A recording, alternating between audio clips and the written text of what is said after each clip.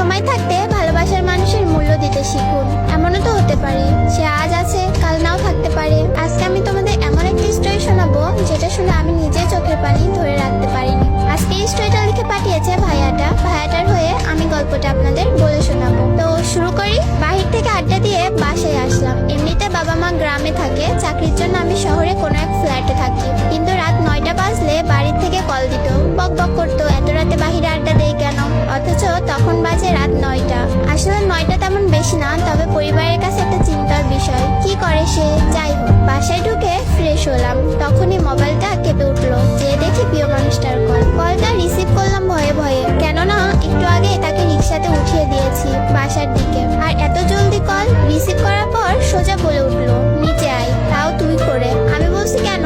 তার একটাই কথা, তুই নিচে নামবি নাকি আমি তোর বাসায় আসবো। বাসায় বারান্দায় গিয়ে দেখি রিক্সা নিয়ে বসা সে। তার বায়না তাকে বাসায় দিয়ে আসতে হবে। বললাম, তুমি আগে কেন বলনি? তার এক কথা, নিচে নামবি না বাসায় ঢুকবো। বাসা থেকে বের হওয়াটা সহজ নয়, কেননা বাড়িওয়ালা করা নির্দেশ, রাত 11টার পর বাহিরে থাকতে পারবো না, আর থাকলেও গেট লক হয়ে যাবে, ঢুকতে পারবো না। যাই হোক,